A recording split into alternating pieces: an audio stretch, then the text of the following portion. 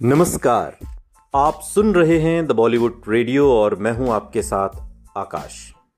दोस्तों, आज के इस पॉडकास्ट में बात राजेश खन्ना और उनकी एक सुपरहिट फिल्म की, और ये उस दौर की बात है जब वो नाकामियों से घिरे हुए थे। और ऐसा होता भी है, एक सुपरस्टार हमेशा सुपरस्टार नहीं होता। कई बार डाउनफॉल भी आता है, कई बार क्या हर बार डाउनफॉल भी आता है। कुछ लोग उठकर फिर खड़े होते हैं और कुछ लोग गिर जाते हैं, लेकिन राजेश खन्ना एक जिद्दी सुपरस्टार थे। वो जानते थे कि वो एक ना एक दिन कमबैक जरूर करेंगे।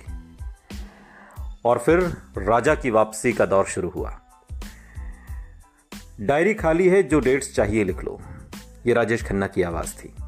फोन की दूसरी ओर वाली आवाज जानी पहचानी थी, लेकिन सावन कुमार को वो चेहरा याद करने में कुछ वक्त लग गया जिसकी ये आवाज थी। जब वो पहले एक फिल्म के लिए राजेश खन्ना के पास गए थे, उसके बाद 8 साल बीत चुके थे और अब तो सुपरस्टार की आवाज भी पहचानी नहीं जा रही थी। जब तक सावन कुमार कुछ जवाब देते, राजेश खन्ना हंसने लगे और बोले कि वो घर पर थे और उनकी फिल्म करने के लिए खाली भी। हिंदी फिल्म निर्माता के खास अंदाज में सावन कुमार ने उनसे कहा, मैं आ जाता हूं, फिर महफिल सजा देंगे। मीना कुमारी की आखिरी फिल्म गोमती के किनारे, जो साल 1972 का निर्देशन करने के लिए सबसे ज्यादा मशहूर सावन कुमार ने साजन बिना सुहागन 1978 और साजन की सहेली जैसी महिला प्रधान फिल्में बनाकर नाम कमा लिया था, और ये फिल्में अच्छा खासा कारोबार कर चुकी, कारोबार की नजर से। और वो काफी समय से राजेश खन्ना के साथ फिल्म सौतन बनाना चाह रहे थे और लगातार उनका पीछा कर रहे थे, और राजेश खन्ना लगातार फिल्म को टालते जा रहे थे, तकरीबन 5 साल से। कहानी का विषय सुनाने के 5 मिनट बाद ही इस लेखक निर्देशक का 5 साल लंबा इंतजार खत्म हो गया। राजेश खन्ना खुशी से मान गए। सावन कुमार को राजेश खन्ना की मुस्कुराहट बात के दिनों में एक इंटरव्यू में साझा करते हुए उन्होंने कहा कि मुझे आज भी याद है जब उन्होंने फिल्म के लिए हामी भरी। वो कहते हैं कि अजीब सी हंसी थी उनकी, खूबसूरत और जादू करने वाली। राजेश खन्ना ने सावन कुमार से कहा कि वो जो भी मेहनताना सही समझते हैं उन्हें दे सकते हैं, और तुरंत सौतन के हर एक पहलू से जुड़ गए। अदाकारों से लेकर पोशाकों तक, और परवीन बॉबी और पद्मिनी कोल्हापुरे को मुख्य भूमिकाओं के लिए शामिल कर दिया गया था। और सावन कुमार पटकथा तैयार करने के लिए लेखक विजय कौल के साथ मिलकर काम करने लगे। सौतन कृष्ण रुक्मणी राधा के त्रिकोण की एक नई व्याख्या थी, और सावन कुमार को लगता था कि राजेश खन्ना को छोड़कर अन्य कोई अभिनेता टकराते जज्बातों को उस तरह से संभाल नहीं पाएगा जैसा वो चाहते थे। राजेंद्र कुमार, जिनके साथ साजन की सहेली बनाने के बाद से वो दोस्त हो गए थे, उनके सुझाव पर सावन कुमार ने फिल्म को मॉरिशस की पृष्ठभूमि में बनाने का फैसला किया, जहां बहुत प्रवासी भारतीय थे। शूटिंग के लिए जगह ढूंढने के दौरान वो उस समय वहां के प्रधानमंत्री सीवो सागर राम गुलाम के घर भी चले गए और उस द्वीप में शूटिंग करने के लिए उनका आशीर्वाद मांगा। राम गुलाम, जिनका परिवार बिहार से आया था और प्यार से चाचा कहलाते थे, और उन्होंने न सिर्फ हर तरह से मदद करने का वादा किया, बल्कि निर्देशक को उनके 45 दिन के कार्यक्रम के लिए एक एडमिनिस्ट्रेटिव ऑफिसर भी दे दिया कि कहीं कोई दिक्कत हो तो आप बता दीजिएगा। राजेश खन्ना के करियर में सुनहरा दौर लाने वाली आराधना की तरह ही सौतन में भी फिल्माने से ठीक पहले पूरी तरह फेरबदल कर दिया गया। फिल्माना शुरू करने के 15 दिन पहले ही परवीन बॉबी ने फिल्म छोड़ दी। परेशान सावन कुमार आशीर्वाद पहुंचे और राजेश खन्ना को ही सूचना दी, जिन्हें सावन कुमार के मुताबिक धोखे का अंदेशा हुआ। 3 दशकों के बाद जब ये बात खुलकर सामने आने लगी, कई इंटरव्यूज में, किताबों के जरिए, तो सावन कुमार ने राजनीति का जिक्र किया और हल्का सा इशारा किया कि परवीन बॉबी ने उस वक्त के सबसे बड़े सितारे के कहने पर सौतन छोड़ी थी। परवीन बॉबी का इशारा अमिताभ बच्चन की तरफ था।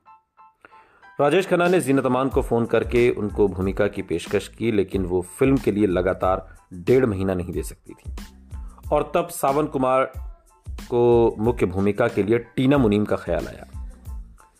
सावन कुमार कई बार टीना को एक नई तारिका के रूप में मिल चुके थे, क्योंकि उसकी बहन झरना उसी बिल्डिंग में रहती थी जिसमें वो रहते थे। उन्हें याद है कि टीना किस तरह हमेशा उनसे इस पर कहती थी कि उसे अपनी एक फिल्म में काम दें, और अब जरूरत पड़ने पर उन्हें यकीन हो गया कि टीना सौतन के लिए बिल्कुल सही रहेगी। राजेश खन्ना जैसे मुकम्मल अदाकार के लिए सौतन एक आदर्श फिल्म थी। फिल्म ने वो सारे भावनात्मक और नाटकीय बांध निकाल दिए जो एक व्यावसायिक हिंदी फिल्मों में हो सकते थे। इसमें लिए गए कलाकारों ने इसे और भी आकर्षक बना दिया। कास्टिंग बहुत जबरदस्त थी। सौतन ऐसी फिल्म थी जिसमें राजेश खन्ना अपने को पूरी तरह खुलने दे सकते थे, और उन्होंने यही किया, पर्दे पर भी और पर्दे के पीछे भी। मॉरिशस पहुंचते ही वहां के प्रधानमंत्री के कार्यालय से लेकर सावन कुमार तक से राजाओं जैसा बर्ताव पाकर राजेश खन्ना ने फिल्म की शूटिंग के दौरान अपनी जिंदगी का बहुत बढ़िया वक्त गुजारा। बहुत अरसे बाद उन्हें एक ऐसी पटकथा मिली थी जिसमें वो अपने किरदार की भावनात्मक कश्मकश में पूरी तरह उतर सकते थे, लेकिन फिल्म को उनकी जिंदगी में मील का पत्थर बनाया असली और पर्दे पर की जिंदगी के आपसी टकराव ने। लोकेशन पर पति के साथ गई डिंपल ने राजेश खन्ना की टीना मुनीम के साथ बढ़ती नजदीकियों को सामने से देखा। सावन कुमार बाद के दिनों में एक इंटरव्यू में याद करते हुए कहते हैं कि सौतन के दौरान ही राजेश खन्ना और टीना मुनीम की नजदीकी एक पूर्ण विकसित प्रेम संबंध बन गई थी। राजेश खन्ना और डिंपल के बीच बढ़ती दूरियां फिल्म जगत के किस्सों का हिस्सा थीं और कोई राज नहीं थी। डिंपल की तरह जिसने अपने स्टारडम के शुरुआत में ही शादी कर ली थी, टीना मुनीम भी राजेश खन्ना द्वारा दिए गए अनेकों इंटरव्यूज के मुताबिक उनकी प्रशंसक थीं, उनकी फैन थीं और संयोग से टूटे दिल को संभाल रही थीं। अफवाह गर्म थी कि टीना मुनीम रॉकी में अपने सह अभिनेता संजय दत्त से अलग हो चुकी थीं और खुद को एक अपने टीनेज क्रश, जो उनका टीनेज क्रश थे राजेश खन्ना से, प्यार करने से वो खुद को रोक नहीं पाई। अब फिल्मी मैगजीन्स में सब छप रहा था। सावन कुमार के अनुसार ज्यादा न सह सकने के कारण डिंपल मॉरिशस से हिंदुस्तान लौट आई और राजेश खन्ना टीना मुनीम के साथ अपने संबंधों में तेजी से आगे बढ़ गए। राजेश खन्ना ने हालात को और भी पेचीदा बना दिया जब उन्होंने अपनी असली जिंदगी में हो रही घटनाओं को पर्दे पर अपने किरदार के लिए प्रेरणा बना दिया। उन्होंने सावन कुमार से कहा कि जिस तरह से उनका किरदार उभर रहा था वो उससे कुछ टकराव अनुभव कर रहे थे और पटकथा को बदलना चाहते थे। सावन कुमार कहते हैं कि राजेश खन्ना को लगता था कि अगर हीरो की पत्नी उस पर शक करती थी और उसे छोड़ गई थी तो उसके दूसरी औरत से शादी करने या उससे मोहब्बत करने में कोई रुकावट नहीं थी। निर्देशक समझ नहीं पाता था कि राजेश खन्ना के किरदारों की नैतिकता को समझना इतना मुश्किल क्यों था। वो कहते हैं कि मैंने त्रिकोण को राधा कृष्ण और रुक्मणी पर गढ़ा था और यहाँ ये कह रहे थे कि वो चाहते थे कि श्याम यानी कि जो हीरो है वो राधा के साथ और कुछ नहीं तो मौज मस्ती ही करे। और बहस को याद करते हुए सावन कुमार उस इंटरव्यू में कहते हैं कि उन्होंने राजेश खन्ना को समझाया कि अगर वो राजेश खन्ना की बात मान लें और किरदारों में नैतिकता की जो भी झलक है उसे छोड़ दें तो पूरी फिल्म ताश के पत्तों से बने घर की तरह ढेर हो जाएगी। लेकिन राजेश खन्ना नहीं माने और यह भी सुझाया कि पूरी हो जाने के बाद उस पर काम करते हुए डायलॉग्स को डब करते समय वो किरदारों के नाम बदल सकते हैं, ये कहकर कि कोई फर्क नहीं पड़ेगा। उनकी जिद कि महज किरदारों के नाम बदल देने से सब ठीक हो जाएगा। सावन कुमार को पसंद नहीं आई, जिन्होंने तब तक शूटिंग रोक देने का फैसला किया जब तक कि राजेश खन्ना होश में ना आ जाएं। यूनिट बिना फिल्म पूरी किए भारत लौट आई और चीजों को आगे बढ़ाने में 4 महीने लगने वाले थे। सावन कुमार बताते हैं कि राजेश खन्ना मुझे लेखक के जरिए टटोलते रहे, लेकिन मैंने विजय कौल से कह दिया कि राजेश खन्ना की मर्जी मानने से पहले मैं नेगेटिव जला दूंगा। एक दिन खुशी से मुस्कुराते हुए कौल जो इस फिल्म के राइटर थे, कौल सावन कुमार के दफ्तर आए और उन्हें राजेश खन्ना को फोन करने को कहा, परंतु उन्होंने इनकार कर दिया। कौल ने नंबर मिलाया और रिसीवर सावन कुमार को थमा दिया और बेवजह ही राजेश खन्ना ने उन्हें 4 महीनों से संपर्क न करने के लिए नाराजगी जाहिर की। राजेश खन्ना ऐसे बोले जैसे कुछ हुआ ही ना हो और निर्देशक से कहा कि वो एक जाम के लिए आएंगे, जिसके बाद वो सारे फर्क भुलाकर सौतन को दोबारा शुरू करेंगे। अब चाहे काका बिना किसी मांग के काम पर लौट आए थे, सौतन से जुड़ा ड्रामा खत्म नहीं हुआ था। फिल्म के प्रीमियर से 4 दिन पहले उसमें काम करने वालों के लिए डिम्पल थिएटर में एक ट्रायल शो रखा गया। राजेश खन्ना ने शक्ति सामंता और रामानंद सागर को भी बुला लिया था। मध्यांतर में शक्ति सामंता और रामानंद सागर सीधे सावन कुमार के पास आए और सावन कुमार की बहुत तारीफ की, लेकिन जब फिल्म खत्म हुई तो दोनों अनुभवी चुपचाप उनके पास से निकल गए और थिएटर के बाहर बगीचे में राजेश खन्ना के साथ खड़े हो गए। सावन कुमार ने उन्हें तकरीबन आधे घंटे तक कुछ बातचीत करते देखा और दोनों निर्देशक बिना पीछे देखे चले गए और राजेश खन्ना ने सावन कुमार को बातचीत के लिए अपने बंगले आशीर्वाद में बुलाया। गाड़ी में सावन कुमार ने विजय कौल के आगे कबूल किया कि इस मुकाम पर राजेश खन्ना, शक्ति सामंत और रामानंद सागर के बीच बातचीत का सिर्फ एक ही मतलब हो सकता है, फिल्म में बदलाव, और वो दृढ़ थे कि वो हिलेंगे नहीं। जब वो राजेश खन्ना के घर पहुंचे तो उन्हें 1 घंटे का इंतजार कराया गया। राजेश खन्ना नहाकर अपने मनपसंद लुंगी कुर्ता में बाहर आने से पहले सावन कुमार से कहते हैं, और सावन कुमार उन दिनों को याद करते हुए इंटरव्यू में कहते हैं कि राजेश खन्ना हैरान से दिखे कि हमारे पास जाम नहीं थे और जल्दी से सबके लिए एक एक बनाया। राजेश खन्ना ने एक एक करके सबसे पूछा कि वो सौतन के बारे में क्या सोचते थे। सबसे पहले जवाब देने वाली थी डिम्पल की दर्द फिल्म के निर्देशक अम्बरीश सिंघल की पत्नी, और वो बोली जबरदस्त, परंतु उसके पति में उस जैसा उत्साह नहीं था। पति पत्नी के बीच छोटी सी बहस हुई और आखिरकार सावन कुमार ने राजेश खन्ना से पूछा क्या बात थी। राजेश खन्ना ने बताया कि एक समस्या थी और इसलिए वो सबकी राय ले रहे थे। सावन कुमार के लिए बहुत हो गया और उन्होंने राजेश खन्ना से गलती बताने को कहा। राजेश खन्ना ने कहा कि गलती तक तो ठीक होता, मगर उनसे एक बहुत बड़ी भूल हो गई थी। राजेश खन्ना ने साफ लफ्जों में कहा कि क्लाइमैक्स में वो निरे बेवकूफ दिखाई दे रहे थे, जबकि दोनों औरतें सबका दिल जीत रही थी। उन्होंने ये भी जोड़ा कि वो सुपरस्टार थे और अगर वो फिल्म के अंत में कुछ कर ही नहीं रहे थे तो हीरो एक जीरो लग रहा था और वो उन्हें मंजूर नहीं था। सावन कुमार ने सीधे राजेश खन्ना की आंखों में देखा और कहा कि यही अंत तय हुआ था और उन्हें सुनाया गया था, और उन्हें याद कराया कि खुद राजेश खन्ना ने इस शानदार अंजाम के लिए उनकी तारीफ की थी। उन्होंने ये भी कहा कि हालांकि वो शक्ति सामंता और रामानंद सागर दोनों की इज्जत करते थे, वो उनके इस नजरिए से सहमत नहीं थे कि सौतन का दूसरा हिस्सा राजेश खन्ना को अच्छी तरह पेश नहीं किया गया, जैसे कुदरत के निर्माण के वक्त हुआ था। राजेश खन्ना ने निर्देशक को क्लाइमैक्स दोबारा फिल्माने पर मजबूर करने की पूरी कोशिश की थी, लेकिन सावन कुमार ने हथियार नहीं डाले। सावन कुमार एक इंटरव्यू में याद करते हुए कहते हैं कि मैंने उनसे व्यावहारिक होने को कहा, प्रिंट बॉन्ड दिए गए हैं और 3 दिन में प्रीमियर है, इसलिए कोई कुछ नहीं बदल रहा। तब राजेश खन्ना ने प्रीमियर पर न आने की धमकी दी और सावन कुमार ने जवाब दिया कि यह फैसला राजेश खन्ना को करना था और चल दिए।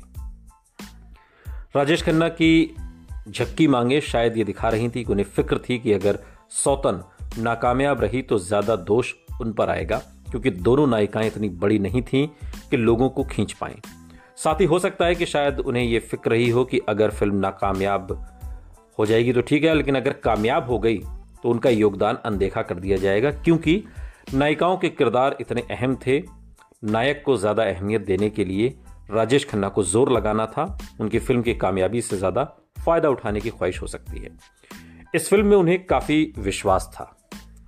अगले 3 दिन तक राजेश खन्ना अपने आप में बंद हो गए और सावन कुमार से संपर्क नहीं किया। सावन कुमार ने भी विजय कौल से कह दिया कि जो कि कौल राजेश खन्ना के बहुत करीबी होने के बावजूद भी उनकी बातों में तर्क नहीं देख पा रहे थे, कि वो राजेश खन्ना के अहम को सहलाने के लिए तैयार नहीं थे। राजेश खन्ना की वजह से टीना मुनीम ने दिल्ली में प्रीमियर के लिए जाना रद्द कर दिया और प्रेम चोपड़ा भी पीछे हट गए और ये कह दिया कि अगर हीरो ही मौजूद नहीं होगा तो जाना बेकार था। जिस दिन दिल्ली जाना था उससे 1 दिन पहले राजेश खन्ना ने विजय कौल को दूत बनाकर भेजा और सावन कुमार को जानकारी दी कि प्रीमियर के लिए पहुंचेंगे। प्रीमियर वाले दिन राजेश खन्ना और उनके आदमियों ने होटल के कमरे से ही देश भर के वितरकों से सौतन के बारे में पहला फीडबैक मालूम करने को कहा, और जैसे ही पता लगा कि 1 हफ्ते की अग्रिम बुकिंग हो चुकी थी, उनका मूड बदल गया। और जब आखिरकार पूरा दल 3 बजे के शो के लिए शीला थिएटर पहुंचा तो उन्होंने वो देखा जिसने उनके सारे शक दूर कर दिए। मैटिनी शो खत्म हो चुका था और जब दर्शक दर्शकों को अगले शो के लिए राजेश खन्ना के आने की खबर मिली तो भीड़ ने उस कार को घेर लिया जिसमें राजेश खन्ना आए थे। एक बार फिर राजेश खन्ना को लगा कि वो बीते दिन लौट आए हैं। वो उन्माद जो उनकी हर फिल्म पर हुआ करता था तकरीबन 10 साल से बंद हो चुका था और अब उसी का एक टुकड़ा वापस आ गया था। राजेश खन्ना ने दर्शकों के साथ शो देखा और उनकी प्रतिक्रिया पर यकीन नहीं कर पाए। सावन कुमार के पास गए और साहिर का एक शेर कहा, ले देकर फकत एक नजर ही तो है हमारे पास, क्यों देखें जिंदगी को किसी और की नजर से। सौतन टिकट खिड़की पर बहुत चली। उसमें पुरानी क्लासिक राजेश खन्ना फिल्मों की सारी खूबियां थीं, भारी ड्रामा, रिकॉर्ड तोड़ संगीत, लता किशोर के चुलबुले 2 गाने, शायद मेरी शादी का ख्याल दिल में आया है और दिल छू लेने वाला जिंदगी प्यार का गीत है जैसे नगमों वाले गीत। फिल्म की सफलता ने सिद्ध कर दिया कि राजेश खन्ना अभी भी अच्छा काम कर सकते थे। हालांकि 30 साल पीछे मुड़कर देखने पर सौतन के कुछ हिस्से बेहद बनावटी लग सकते हैं। वो पुरानी पढ़ने पर सही लगती है और उसका ढांचा उसी तरह बनाए जाने की मांग करता है जैसे वो बनाई गई थी। फिल्म बेढब न लगने का एक कारण है राजेश खन्ना का अपने किरदारों को नजाकत से निभाना। राजेश खन्ना ने पूरे करियर में जो भूमिकाएं की वो असली जिंदगी से ली गई थी और फिर भी उन्होंने अपनी अदाकारी में कहीं उनसे एक अलगाव रखा। ये अलगाव एक खूबी है जिसका श्रेय उन अभिनेताओं को दिया जाता है जिनकी तकदीर में सितारा बनना लिखा होता है, जैसे राज और आराधना में राजेश खन्ना, या उस स्टारडम को जो आमतौर पर भीतर के अभिनेता को खो देता है, जैसे बंडलबाज, जिसमें उनकी और उनके किरदार की जज्बाती पूरी साफ देखी जा सकती है। विडंबना है कि जब जब उन्होंने एक बाहरी आदमी की भूमिका की जैसे आनंद, बावर्ची और दुश्मन में, तो वो ज्यादा करीब नजर आए। सौतन में राजेश खन्ना टीना मुनीम की केमिस्ट्री को नकारा नहीं जा सकता, लेकिन नायक के नायिका से अलगाव को भी नहीं नकारा जा सकता और ये पूरी फिल्म में बरकरार है। सौतन की कामयाबी की हद पर फिल्म जगत हैरान था, लेकिन राजेश खन्ना अभी चुके नहीं थे। उनके लिए एक और हैरान कर देने वाली कामयाबी अगले ही मोड़ पर खड़ी थी और ये भी बेहद अप्रत्याशित ढंग से आई और राजेश खन्ना इसमें भी छा गए। सुनते रहिए द बॉलीवुड रेडियो, सुनता है सारा इंडिया।